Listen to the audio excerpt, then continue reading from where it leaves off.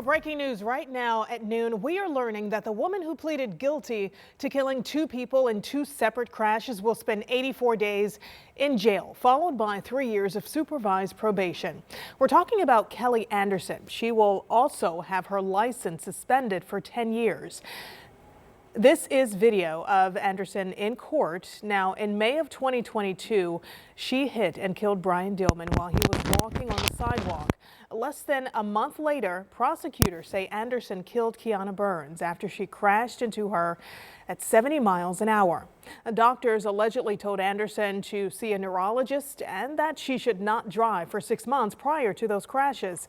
Anderson received credit today for time she already served awaiting trial. Our Rich Nye was in the courtroom, and he will have more on this story regarding Kelly Anderson and this trial starting today at 4 o'clock. Well, we do want to thank you for joining us here at 13 News at Noon. I'm Karen Campbell here with meteorologist Sean Ash, and happy Thursday. We've almost made it. We've almost made it because I know the weather might not be great for a lot of people today. Some people love it, some people don't, but people are waiting for that sunshine and that warmth to come. Hey, look, a lot of areas are going to have sunshine today. Yeah. A lot of areas are going to be dry. And a lot of us get back in the 60s. So yeah, nice. I love it. What I'm trying to tell you is the weather department's not going to hear the complaints today. All right.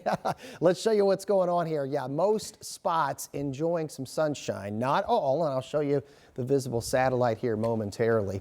In Indianapolis at this hour, it's a good deal of sunshine and it's pleasant. I mean, we're at 54, not much of a wind, dew point at 40. We'll take that here. It's going to be quiet for most areas. Now, we do have cloud cover. The farther north you go, you get into Tipton County, Howard County, Grant County, a little more overcast. You're north of a front, and that low-level cloud cover, it's going to take a little bit to break up, and it may not break up for a lot of spots from Peru to the Michiana border. 43 in Peru, almost at 60 degrees in Bloomington, 57 in Terre Haute, and we're forecasting 60s for most areas, with the exception being far northern Indiana. Now, do want you to know about areas south of I-70. It's late today, it's isolated, but it's possibly severe. Seymour, Mitchell, Bloomington, a higher chance closer to the Ohio River and south of the Ohio River. Once we get this feature out of here, we've got some pleasant days ahead of us, Karen. We'll have that in the 7-day forecast here in a few minutes. All right. Thank you, Sean. Well, right now, 2 people are in the hospital after an early morning shooting on the city's near west side. This happened around 3 a.m. on North Addison near West Washington and Warman. That's where police found a man and woman shot.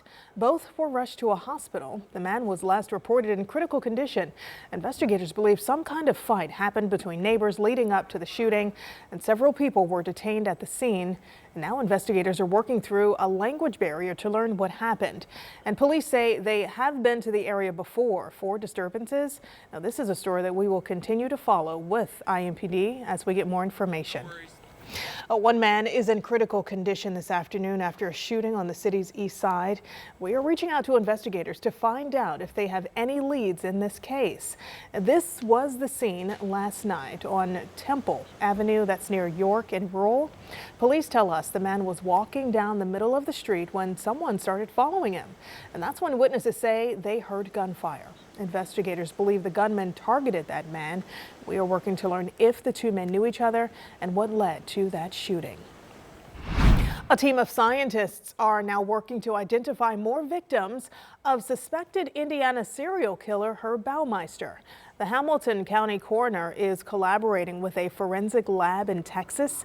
The goal is to take thousands of bone fragments found on his Westfield property and trace them back to who they belong to. Investigators believe Baumeister killed dozens of men, and now the scientists with the Center for Human Identification, this is at the University of North Texas, they will provide DNA testing and even forensic genetic genealogy alongside all of the work done by Indiana State Police. Indiana's a busy place, and that lab is a busy place. So we had to find a way to roll this investigation along a little quicker. And you know, it was a blessing that they stepped up and offered their services. There aren't very many public accredited forensic laboratories in this space either. So we are in a unique position to be able to help out with this particular type of case. A grant is paying for the lab work in Texas, and the coroner is bringing in a mental health professional to help families when loved ones are identified. Now, in the next few weeks, 9 of the Fox Hollow victims will be returned to their families. A defense lawyer is now weighing in on Richard Allen's prison phone calls. We walked you through these yesterday. They were a critical part of the case against Allen. Now, the audio was played in court for the jury before the panel convicted Allen of murdering Abby Williams and Libby German. Now, during some of those calls, Allen confessed to the crimes, but his attorneys say it wasn't voluntarily due to mental health issues and mistreatment in prison. We talked to defense attorney Brad Banks. He's not connected to the Delphi case, but followed it very closely. And he says it would be hard for a jury to look past this kind of evidence. There's a lot of science out there about false confessions and the psychology behind them, but it's just a piece of evidence that's extremely difficult for a jury to look past. It just is. And right now, Allen is spending 130 years in prison. His attorneys are appealing his conviction and his sentence. And you can watch more than 3 hours of the newly released phone calls and police interrogation video with Richard Allen right now. It is streaming for you on demand on WTHR+. Just download our free app and watch it right on your TV. Well, this afternoon, the Indiana Department of Health is confirming 5 new cases of measles, bringing the statewide total to 6. Our Alex Almanza was in Johnson County, where a vaccine clinic is offering protection against a range of illnesses, including measles. Anne-Marie, today's clinic wasn't just about measles. It offered just about every vaccine. I spent the day at the Johnson County Fairgrounds, where health workers are urging people to vax up. It's a low-key setup at the Johnson County Fairgrounds, but for public health workers, every shot taken here matters. We have vaccine clinics all over the state through, the Immunization Coalition. And right now, the spotlight is on the MMR vaccine, which prevents measles, mumps, and rubella. It's getting fresh attention after the Indiana Department of Health confirmed 6 measles cases this week, all connected. 4 of those cases, unvaccinated children.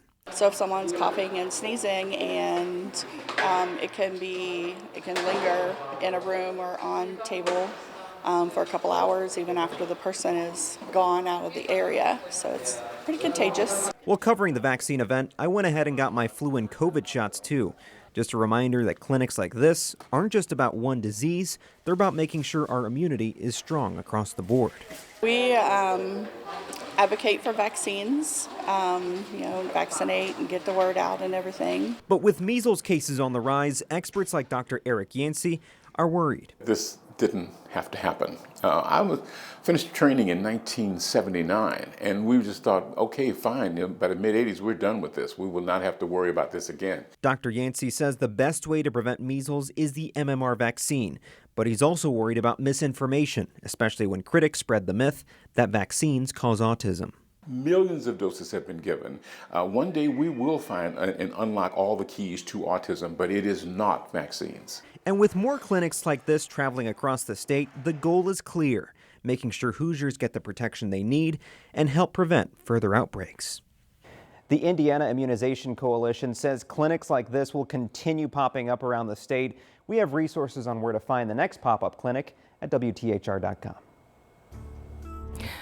Learning life skills through science, IMPD officers joined students from Broad Ripple Middle School for a hands-on STEM experience at Skateland, Indy. Students took part in a lot of activities blending science lessons and skating. It's part of IMPD's efforts to connect with the community they serve. So after students finished those lessons, they were free to skate for some fun. IMPD says it plans to host similar events throughout the year with several communities, so stay tuned for that.